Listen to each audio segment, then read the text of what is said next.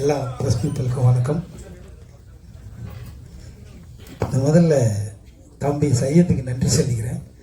First நான் கட்டத்தமிழில் கதாநாயகிக்கு தாய் மாமனாக நடிச்சிருப்பேன். அந்த படத்தை பார்த்துட்டு அவருடைய ஷார்ட் ஃபிலிம்லலாம் எனக்கு கேரக்டர் கொடுப்பாரு. அப்போ அவர் அந்த அதில் நான் நடித்ததுக்கப்புறம் அவர் சொன்னார், நான் எடுக்கிற படத்தில் கண்டிப்பாக நீங்கள் இருப்பீங்கன்னு ஒரு கேரக்டர் அப்படின்னு சொல்லி சொன்ன மாதிரி டைரக்டர்கிட்ட கூப்பிட்டு அண்ணன் கட்டத்தமிழில் படித்து நடிச்சிருக்காரு அப்படிதான். ஓகே பார்த்துருக்கேன். ஆனால் இவரெல்லாம் இப்படி பேசுவாருன்னு சத்தியமாக நான் எதிர்பார்க்கவே இல்லை. டைரக்டர் ஸ்பாட்டுக்கு வந்தால் ஒரு நெருப்பு உருண்டா ஓடி வர மாதிரி வரும். அப்படி இருப்பார், பயங்கர ஃபயராக இருப்பார்.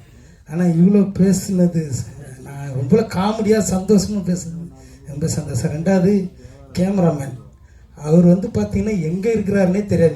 இங்கே நாங்கள்லாம் ரெடி ஆகிட்டு போவோம், எல்லாம் ப்ரிப்பேர் ஆகிட்டு ரெடி டேக்குனாக்கா சார் கேமரா பார்த்தா திரும்ப தான் எங்கேயோ ஒரு 4வது 5வது மாடியில் இருப்பார்.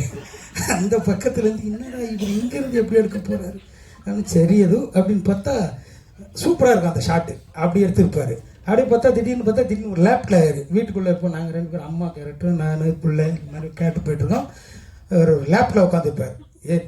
அப்படியே திரும்பி பார்த்தா மேலே அப்படியே முட்டிக்கிட்டு உட்காந்துருப்பார். அந்த மாதிரி உழைப்பு, அது எதுக்கு சொல்கிறேன்னா அந்த மாதிரி உழைச்சி இவர் கதாநாயகன் இவள் ரொம்ப அழகாக பண்ணிக்க, சூப்பராக பண்ணிக்க, அமேசிங். அப்புறம் சார் தயாரிப்பாளர் நான் பார்த்ததே கிடையாது. எனக்கு தம்பி தான் தயாரிப்பாளர்னே நான் நினச்சிட்டேன். உண்மையிலேயே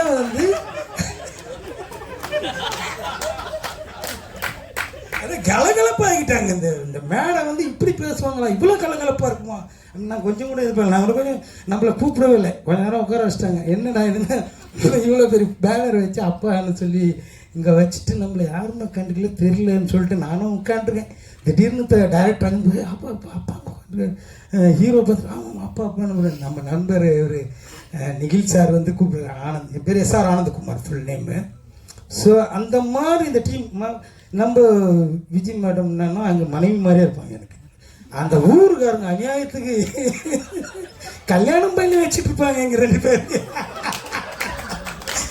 ஆமாம், உண்மையிலே நாங்கள் அந்த குடும்பமாக தான் வாழ்ந்துட்டு இருந்தோம். அங்கே நாங்கள் நடிகர்களாகவோ அப்படியெல்லாம் நாங்கள் வாழலை. அந்த அம்மா பார்த்தா இன்னும் உன் பொண்டாட்டி இன்னும் அங்கே பண்ணிட்டு இருக்கு, நீ இங்கே உக்காண்டிருக்க அப்படின்னு அப்படியாங்கண்ணே அப்படின்னு சொல்லிட்டு இங்கேருந்து அவர் கிருபா ஓடியாருவார். ஆத்தான் மச்சான் என்ன மச்சான் அப்படி போகலாம் வாங்க ரோட்டுக்கு அப்படின்பாரு. இப்படியே போயிட்டு இருக்கும்போது அங்கே உதப்பாடுறா அத்தானும் மச்சானும் கிளம்பிட்டாங்க எங்கேயா அப்படிம்பாங்க. இந்த மாதிரி பயங்கரமாக இருக்கும். சரணியா மாமா மாமா அப்படின்னு சரணியா மேலேருந்து நடிச்சுட்டே இருக்கோம். கீழே மாமா இப்போ வரைக்கும் மாமன் தான் கூப்பிட்டுட்டு, இப்போ வரைக்கும் மாமன் கூப்பிட்டுட்டு. கதாநாயகி நான் ஒரே ஒரு முறை தான் பார்த்தேன். ஸ்பாட்டில் ஒரே ஒரு முறை பார்த்தேன், இன்னும் வரைக்கும் ஞாபகம் வச்சிருக்கு. அது ஒரு மருமகன், என் மகன். ரொம்ப சந்தோஷமாக இருக்குது. இது வரைக்கும் சாரெல்லாம் நான் பார்த்ததே கிடையாது. சக்தி ஃபிலிம் ஃபேக்ட்ரி வாங்கியிருந்தோம். உண்மையிலே சார் நான் ரொம்ப பெருமைப்பட்டேன். ஆஹா, சக்தி ஃபிலிம் ஃபேக்ட்ரி வாங்கி சத்தியமாக இது எங்கேயோ ஒரு அதுக்கு முன்னாடி நம்பிக்கை இல்லை.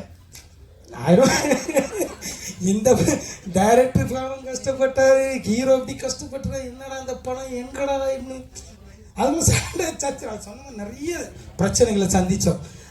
சார் பாடலாசிரியர் ஒரு வாட்டி இந்த ஃபோட்டோ பார்த்துட்டு எனக்கு கால் பண்ணி, சார் சூப்பராக இருக்குது உங்கள் ஃபோட்டோ பார்த்து நம்பர் வாங்க ரொம்ப ஆன்சர் சார். முதல் முறையாக அவங்கள பார்க்குறேன்.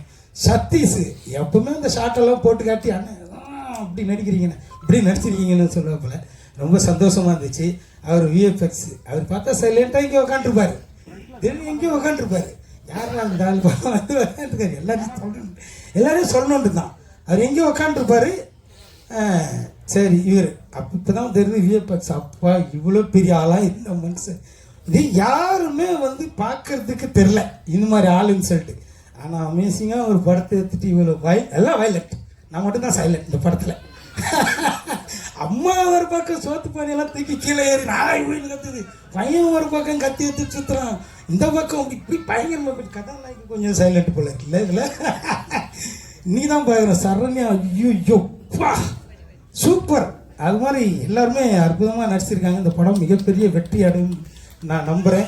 இங்கே நான் நிறைய வாட்டி நிறைய ஆடியோ ஃபங்க்ஷன் பார்த்துருக்கேன். இங்கே எல்லா ப்ரெஸ் பீப்புள் அண்ணங்களுக்கெல்லாம் நிறைய தெரியும், என்னை தெரியாத இருக்காது. இப்போ கூட நடுவில் ஒரு அண்ணன் பார்த்துட்டு நீ அப்பா அப்படின்னு சொன்னார். ஸோ கண்டிப்பாக நீங்கள் இந்த படத்தை வந்து கொண்டாடுங்க, நல்ல இடத்துல கொண்டு போய் சேர்ப்பீங்கன்ற ஒரு நம்பிக்கை எனக்கு இருக்குது. அதனால் கண்டிப்பாக எல்லாருக்கும் வாழ்த்துக்கள். எல்லாரும் நீங்கள் தேட்டரில் பார்க்கணும்னு சொல்லி நன்றி. தேங்க்யூ. நன்றி.